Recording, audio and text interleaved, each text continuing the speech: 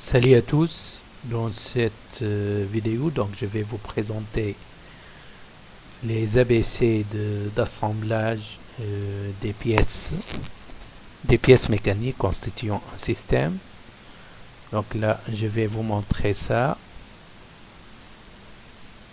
en se basant sur un petit système de transformation de mouvement.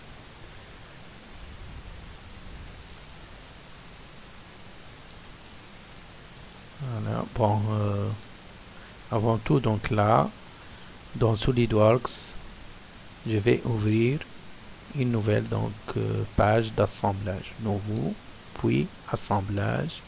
OK.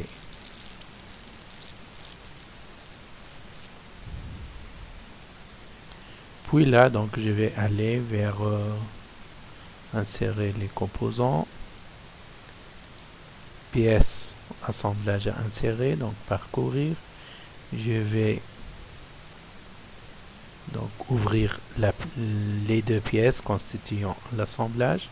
Bon, la première pièce ouvrir donc là ça va être la pièce fixe.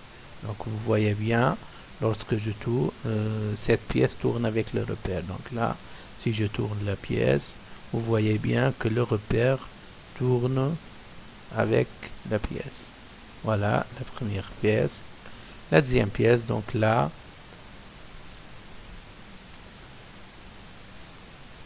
va coulisser donc à l'intérieur de cette pièce. Donc à l'aide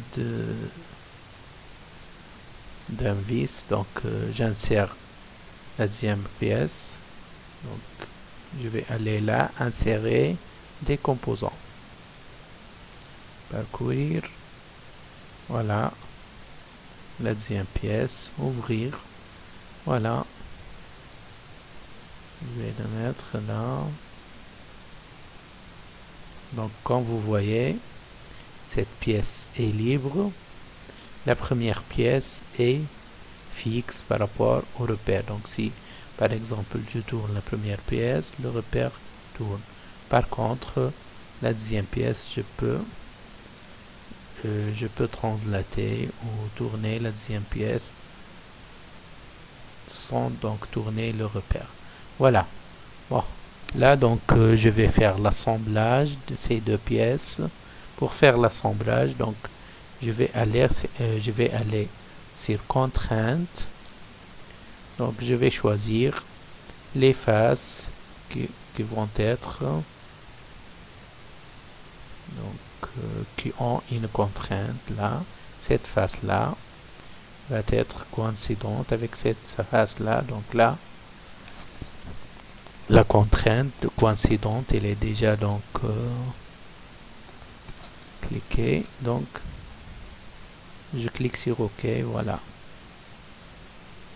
On voit bien la coïncidence. Bon, une deuxième contrainte là est nécessaire pour encore positionner deux autres faces. Donc là, je vais choisir cette face là avec cette face, toujours donc là coïncidente, voilà. Et voilà bien, donc là la deuxième pièce donc peut translater par rapport à la première pièce, voilà. Bon, là si j'ajoute, vous faites attention, si j'ajoute une troisième contrainte entre cette face là par exemple et cette face là, donc là le système devient sur contrainte. Donc c'est un mauvais assemblage. Bon, on peut voir ça. Donc si je fais cette face là et cette face là coïncidente là, donc bon, il l'a accepté, mais normalement c'est une surcontrainte. Bon,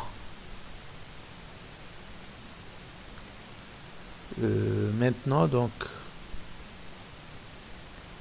OK, pour les contraintes, je vais mettre le vis, donc là, qui va transformer donc le mouvement de rotation en un mouvement de translation.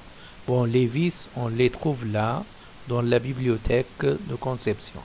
Donc, je clique sur bibliothèque de conception, puis sur la toolbox.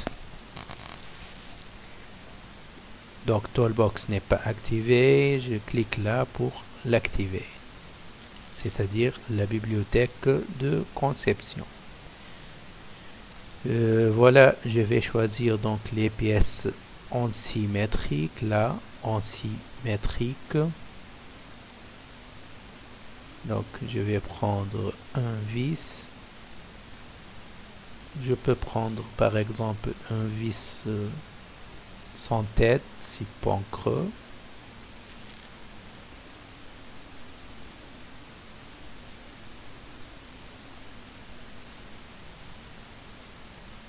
Ou plutôt,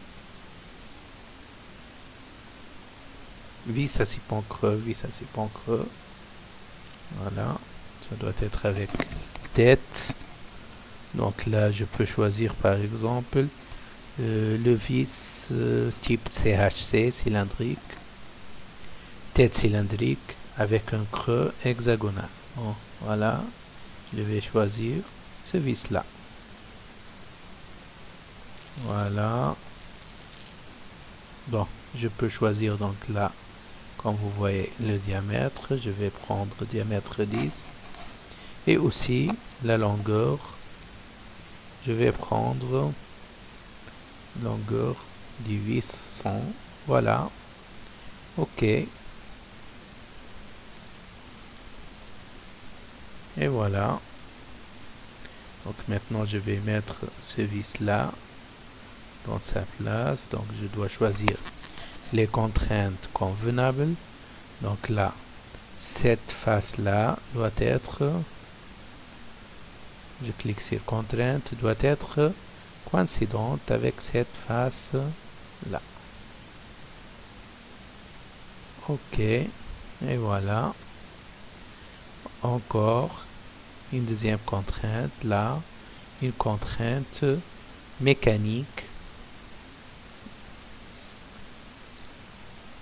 entre donc l'écrou et le vis. Donc là,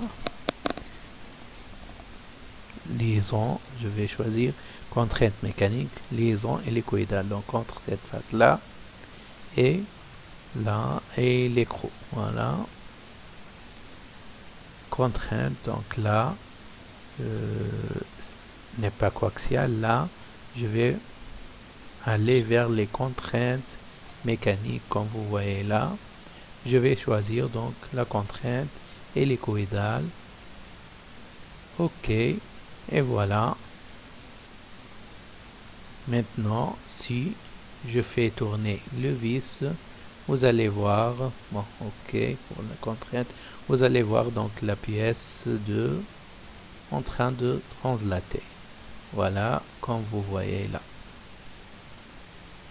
Dans un sens ou dans l'autre sens.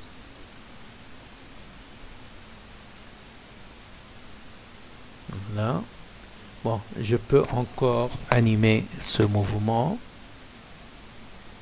Pour animer le mouvement, donc je vais là, donc je clique sur étude de mouvement. Bon. Donc j'augmente le temps, par exemple 18 secondes là.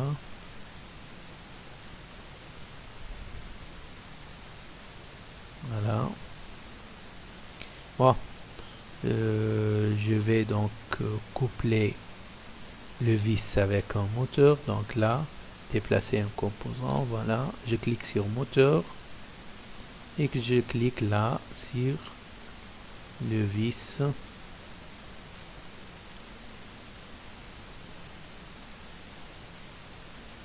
Oui, sur OK. Et voilà, bon, je peux voir maintenant le système animé. Donc là, je clique sur lecture du débit.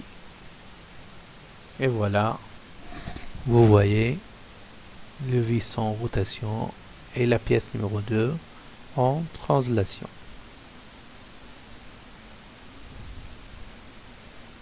Voilà les ABC d'assemblage de deux pièces.